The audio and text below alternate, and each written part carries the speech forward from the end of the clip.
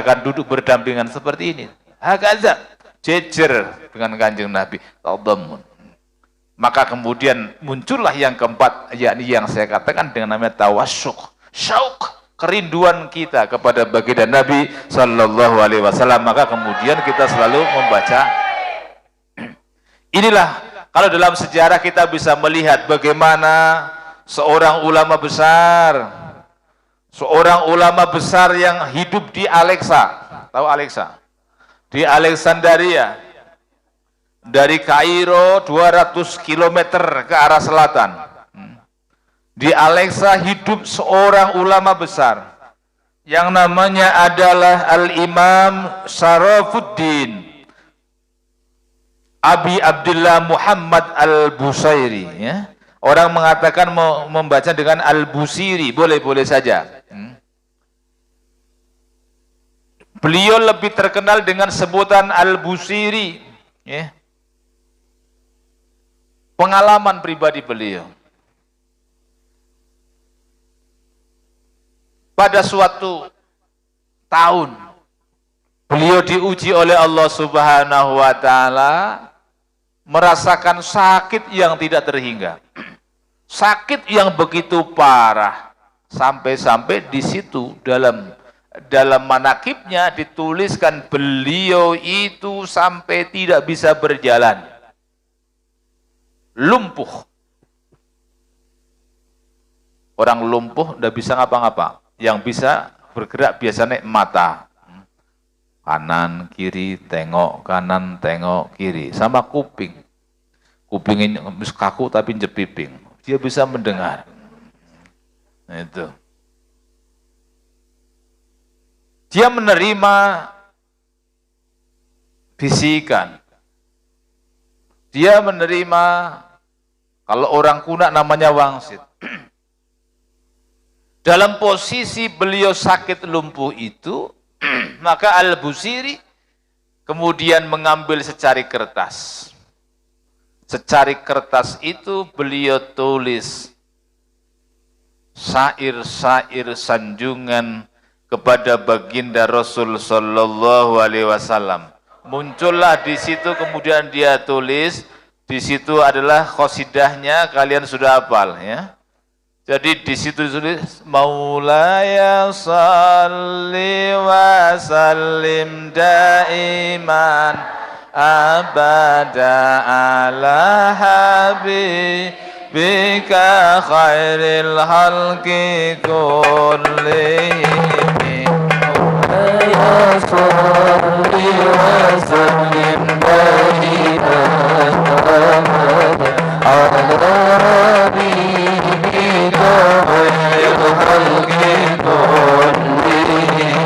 amin tadakurin jiranin bidir salami majadadam hajarah min mukalantin bidami maulaya salli wa sallim daiman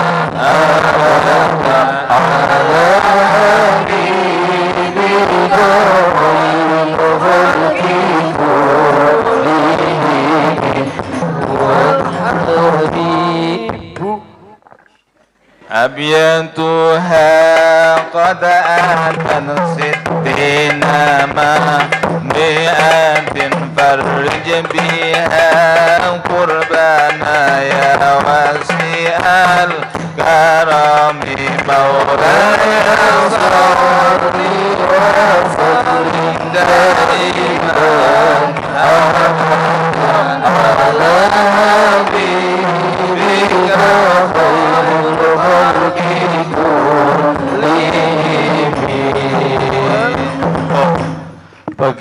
beliau menulis syair dari yang pertama Maulaya salli wa sallim daiman abada.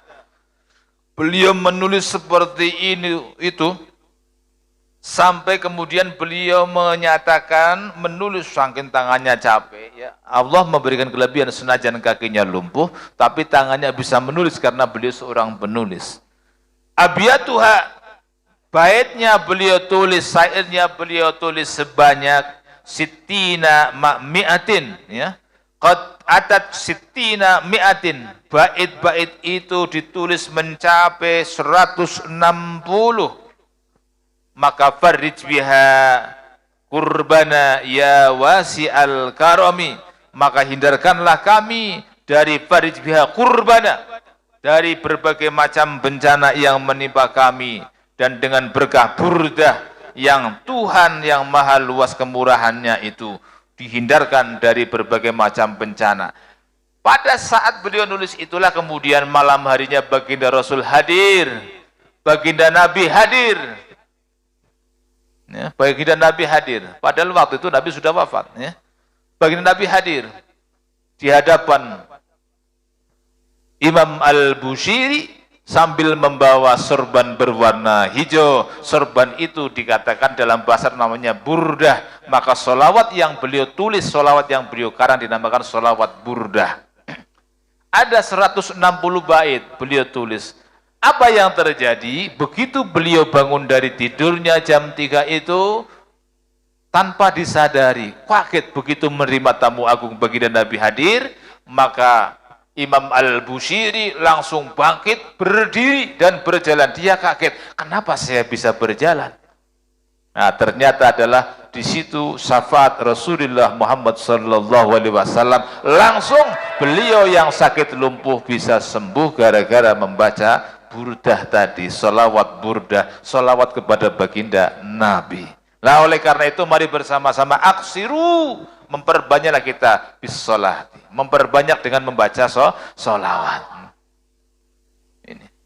Ini Imam Al-Bushiri yang sampai hari ini makamnya ramai terus dikunjungi oleh para pecinta-pecinta Rasul, karena beliau menunjukkan kepada kita semuanya sakit yang beliau derita itu bisa sembuh seketika setelah beliau membaca sholawat yang beliau karang sendiri 160 bait.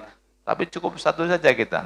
Yang penting Maulaya sholli wa sallim daiman abada ala habibi kullihim. Itu saja cukup.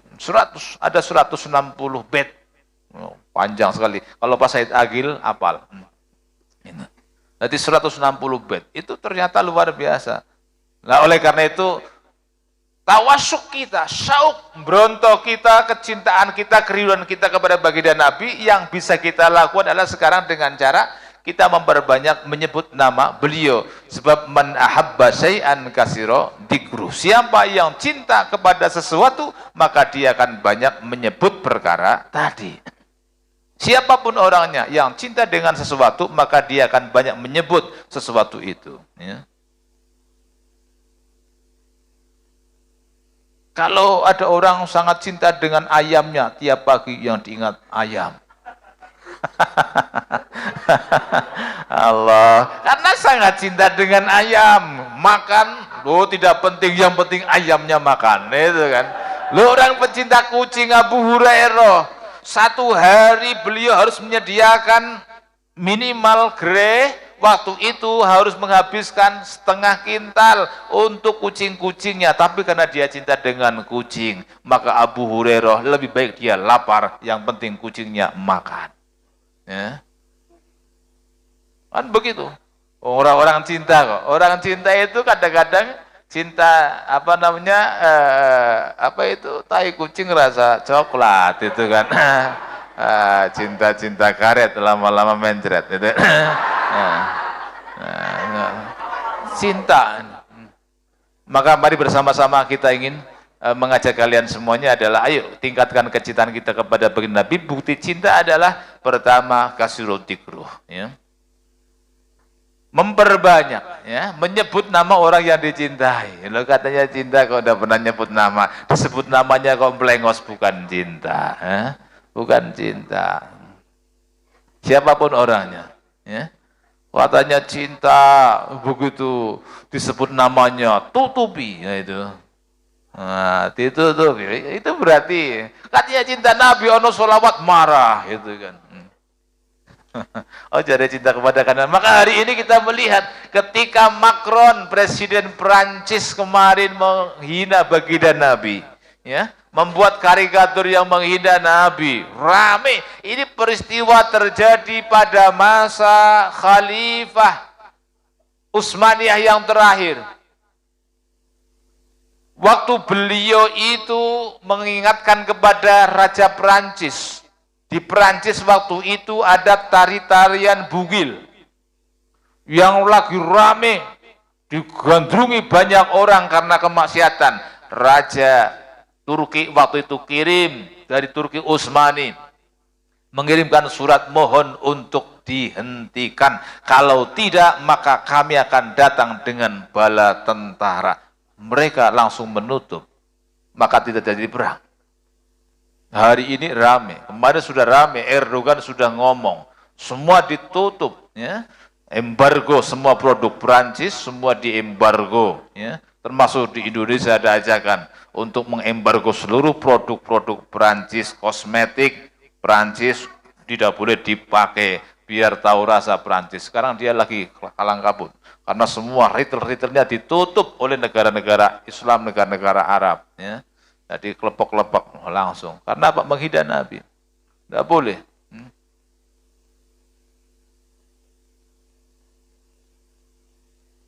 Baginda Nabi kita sebut. Bukti kecintaan kita kepada Nabi menyebut namanya, disebut namanya. Kalau kita menyebut nama Nabi, siapa yang menyebut namaku, kata Nabi, maka aku akan hadir kepada orang tadi. Ya, hadir. Nah, maka siapa? Sebab apa? Ketika kita memperingati Maulidur Rasul, sebenarnya adalah dulu pernah dilakukan oleh baginda Nabi sendiri. Di Nabi, kenapa jenengan tiap hari Senin kok poso? Sebab hari Senin itu adalah hari kelahiranku. Nah, ini kanjeng Nabi yang bilang. Jadi kanjeng Nabi seperti itu, memperingati kelahirannya dengan puasa. Ini kanjeng Nabi. Ini kita, enggak. Memperingati hari kelahiran dengan pesta pora, di tengah laut akhirnya tenggelam. Nah, jadi indikasi bahwa kita cinta kepada Nabi, man ahabba syai'an kasirautikro, satu, menyebut namanya. Yang kedua adalah bagaimana kemudian kita ingin meniru, ya, meniru. Lah tadi sudah disampaikan uswahnya. Kita meniru perilakunya kanjeng Nabi memang berat, ya, berat sekali. Mengikuti perilakunya baginda Nabi, ada perilaku dengan Nabi yang sangat sulit diikuti. Contoh, kanjeng Nabi menikah dengan janda usia 40 tahun. Kita tidak berani, itu kan? Tidak berani. Itu hanya Nabi sajalah, ya. Hanya Nabi. Kecuali nazar sama Musdalifah, nah, itu. Ya. Yang artis itu, ya. Tapi kan cerai. Sulit kalau mengikuti kanjeng Nabi. Dalam hal-hal seperti itu tidak bisa, ya. Hanya khusus kanjeng Nabi. Mengikuti apa yang menjadi kesunahan kanjeng Nabi, itulah anjurannya. Kalau memang benar-benar kita cinta kepada Nabi. Katanya cinta, tapi kebiasaannya kita jauhi. Contoh, ya. Ada seseorang menyukai lawan jenisnya. Dia pasti pertama dia akan banyak menyebut namanya, yang kedua dia ingin mencontoh pakaiannya, dia suka pakai warna kuning, dia akan pakai kuning terus, nganti ora tahu dicuci, ya, gitu kan? Karena dia cinta, meniru, ya, mencontoh, meniru. Kita ingin meniru, kebiasaan dia kita tiru, kebiasaan dia lari pagi, ikut-ikutan lari pagi, padahal selama hidup tidak pernah lari pagi, karena jarang bangun pagi. Tapi itu karena semangat cinta tadi, ya. Cinta itu bisa membangkitkan semuanya. Yang tadinya tidak bisa menjadi bisa, yang tadinya tidak kuat bisa menjadi kuat. Itulah semangat cinta, ya. Ada motivasi dalam kehidupan, ya. Mencontoh, menteladani, ya. Mengikuti, ya. Mengamalkan apa yang didhawuhkan oleh kanjeng Nabi. Itu yang paling utama. Maka malam hari ini Abi ingin mengajak kepada kalian semuanya, ayo pertama kita tingkatkan kecintaan kita kepada baginda Rasulullah Shallallahu Alaihi Wasallam. Ya. Yang kedua kemudian kita meniru, menteladani apa yang kanjeng Nabi perintahkan kepada kita, apa yang kanjeng Nabi contohkan kepada kita. Laqad kana fi qasasim ibrah. Ada dalam semua kisah-kisah kehidupan para nabi dan rasul itu ada namanya ibroh, ada pelajaran bagi kita. Yuk kita ambil pelajaran yang sangat berharga. Kanjeng Nabi lahir hari Senin tanggal 12 Rabiul Awal. Ada yang mengatakan baginda Nabi lahir tanggal 9 Rabiul Awal. Ada yang mengatakan begitu pada kitab As-Sirah apa itu? Dikatakan begitu, tapi adalah tidak begitu masyhur. Yang masyhur adalah 12 Rabiul Awal. Karena hampir seluruh para ulama, para muallif itu sepakat tanggal 12 Rabiul Awal. Usia Nabi lahir tidak punya apa-apa, sudah wafat. Ya. Berikutnya lagi, Kanjeng Nabi dari usia 1 sampai 4 tahun. Usia 1 tahun bersama dengan Suwaibah. Ya. Kemudian usia 4 tahun berpindah pesusuannya kepada Halimatus Sa'diyah. 4 tahun baginda Nabi dibelek dadanya oleh malaikat Jibril alaihi salam. Apa yang disampaikan oleh sahabat Mu'ad bin Jabal, Ibnu Mas'ud, beliau mengatakan bahwa ra'aitu, saya melihat di sadrin Nabi, dalam dada Nabi itu ada bekas sayatan operasi. Oh, berarti ini bukan fiksi. Memang malaikat Jibril waktu membedah dadanya Kanjeng Nabi mencuci. Karena beliau menjadi pembantunya Nabi bertahun-tahun sehingga ngerti persis begitu Nabi membuka dadanya kelihatan bekas operasi yang dilakukan oleh Jibril alaihissalam. Ya. 4 tahun, 6 tahun ditinggal ibunya, ya. Setelah ziarah ke makam di Abwa, ya. Maka di Burdah ini dijelaskan begitu rinci bagaimana perjalanan kehidupan baginda Nabi. Umur 6 tahun, kemudian 8 tahun Kanjeng Nabi mengembala kambing. Nah, kita tidak bisa meniru, tapi kita melihat. Kita bisa belajar dari peristiwa yang telah terjadi pada baginda Nabi. Kenapa nabi-nabinya Allah itu hampir rata-rata di situ ada proses penggembalaan kambing. Coba lihat, Nabi Musa alaihissalam bisa mendapatkan istri cantik itu karena mengembala kambing juga. Ya. Jadi kalau kalian pengen dapat istri cantik, jadilah pengembala kambing. Itu apes betulan, ya, apes itu nih kita. Ini Nabi karena diatur Gusti Allah. Ya. Baginda Nabi angon wedus. Ya. Di Bani Sa'ad. Bani Sa'ad itu kelompok kaum yang mereka orangnya kaya-kaya, wedusnya akeh. Ini di Arab itu wedus pati itu letek ora umum. Ya. Padahal orang suket. Ya. Tapi wedusnya banyaknya luar biasa. Bani Sa'ad baginda Nabi angon di situ. Coba kita lihat. Apa pelajaran yang bisa kita petik? Al-istifadah minas sajarah ini. Dari sejarah itu kita bisa melihat, dari kisah itu kita bisa melihat bagaimana Allah mengajari kepada kita. Muhammad, engkau adalah calon pemimpin. Musa, engkau seorang calon pemimpin, maka kamu harus latihan mengembala kambing. Kambing itu satu, dia itu hanya mau makan rumput. Selain rumput tidak mau. Meskipun dikasih uang ratusan ribu, dia tidak akan makan kecuali kalau kambing jadi-jadian. Nah, itu kan. Nah, itu kambing. Ya, coba kalau kita lihat kambing. Kambing itu mau makan hanya rumput, mulus. Selain itu tidak mau. Plastik tidak mau. Yang kedua, kambing itu kalau ada kalen, ada sungai, tidak mau melompat. Itu baiknya kambing. Itu nek kucing. Apalagi kucing garong, parah meneh, itu kan. Kambing itu luar biasa. Ya. Baginda Nabi bopong satu persatu kambing dari sebelah parit ke parit sebelahnya, dipindah satu persatu. Itu kambing. Artinya apa? Kesabaran yang luar biasa. Calon pemimpin harus berani membopong yang dipimpin itu. Kullukum ra'in wa kullukum mas'ulun ar-ra'iyati. Rakyatnya tadi kambing-kambing tadi satu persatu, ya. Satu persatu. Kambing itu kalau mengembala kambing, penggembalanya di depan apa di belakang?